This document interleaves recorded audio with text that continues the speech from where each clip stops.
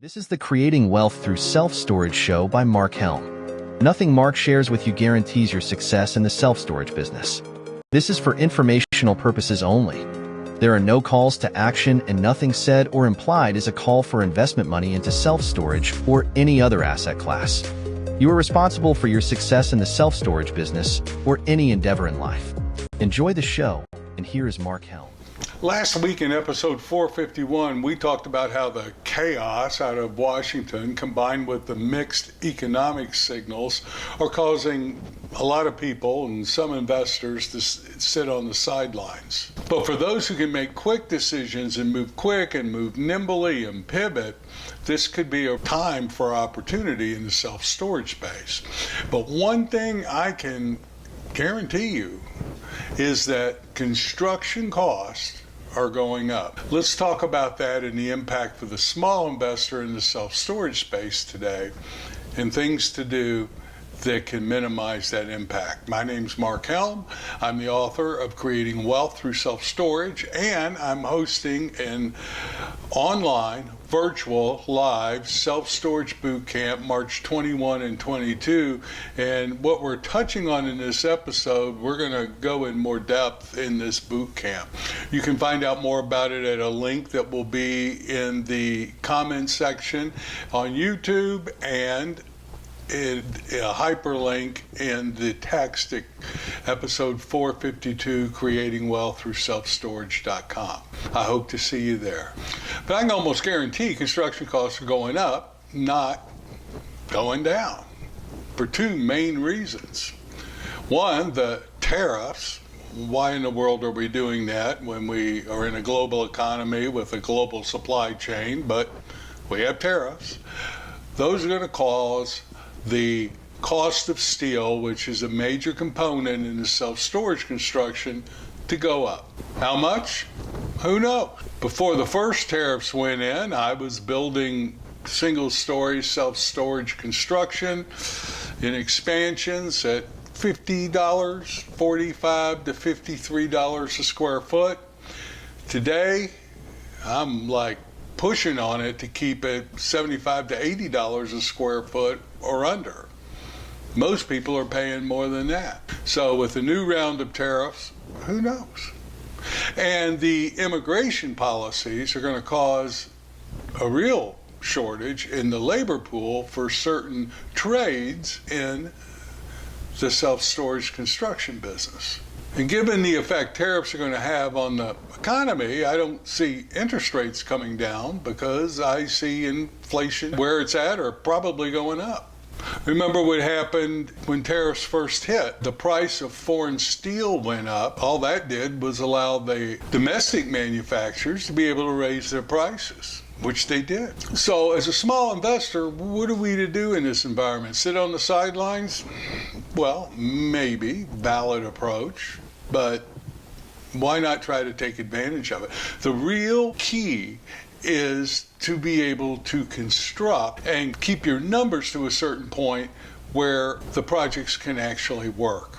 And let me show you how we're doing that today. We're just going to touch on it in this episode. We're going to go in more depth in the boot camp. So I'm going to just touch on about three areas here where we have found that we can save substantial money and help others save substantial money.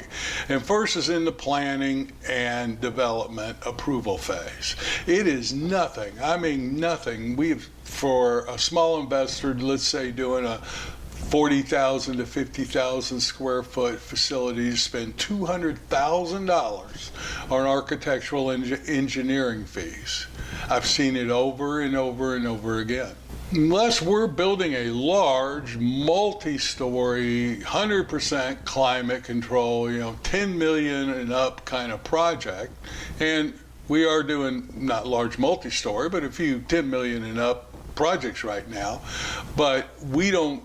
With those, we do start with an architect and engineers. But for most normal, small self-storage projects, 50, 60, 70,000 square feet and less, We don't start with architects and engineers. We start with fabricators. Fabricators provide a lot of services.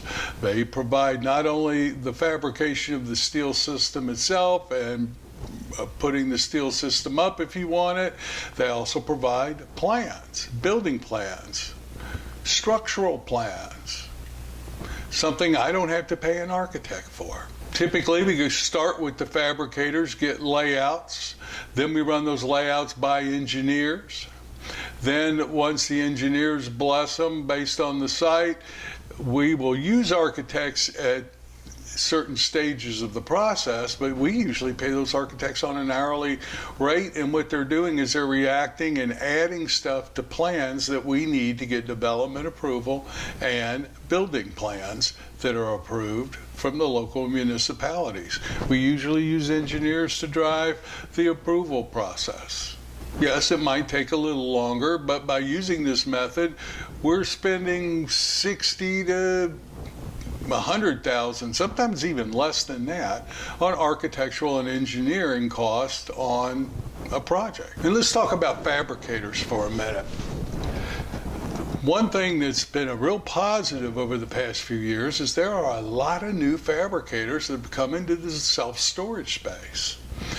We were doing a 2-story fabricated expansion, and from the old, more traditional companies with names that everyone recognizes and has used if you're in the self-storage business, a year or so ago we were getting bids for $22, $23 to $25 a square foot to fabricate and deliver a 2-story self-storage system. I went to one of the newer fabricators and we got it at same building, $18 a square foot. That was about a $630,000 savings. Now, price isn't everything. I will grant you that. A lot depends on fabrication time, how long it takes to fabricate and deliver it. That could affect your project by a lot of money. That needs to be calculated in. Also, what's included with the $18 a square foot fabricated 2-story system, for example? It did not include foundation plans.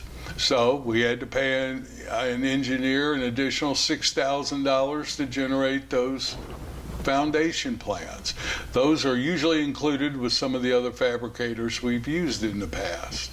So compare apples to apples, but there's a lot more competition, and generally competition is good and it keeps competitive, it keeps the pricing competitive. And let's talk about a lot of the bells and whistles, the high-tech add-ons that are available out there that many people are using. Now, I've got nothing against them. Smart door entry systems, automatic overlocks and lock releases when people pay online, touchless keypad entry, just to name a few. Which one should you use? Which one should you not use? Well, it depends. When we're analyzing what bells and whistles, what high-tech add-ons to put in a facility, we ask a few questions. So the first question we usually ask is, will it reduce operation cost? And if the answer is yes, then by how much? And then we look at what is the cost of this high-tech add-on and how much are we saving in operations cost. That will inform us whether it's a good investment. Next question we ask is, will it allow us to charge higher rents if I have this high-tech add-on? If the answer is yes, how much? How much extra rent will I be able to get? What's the cost of this add-on? Is it worth it? Third question I ask is, will it allow me to lease up faster?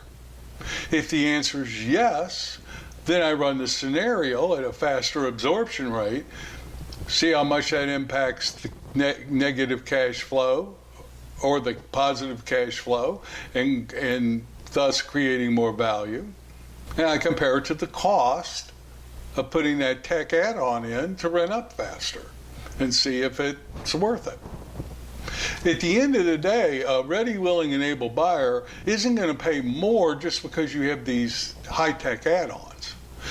A ready, willing, and able buyer is paying for cash flow. If these add-ons create more cash flow, then it's worth it. If they don't, No buyer is going to pay you more just because it has a high-tech entry locks onto the storage doors. This high-tech technology must increase cash flow. And if we can't quantify how much additional cash flow, we don't spend it. So make smart moves in uncertain times.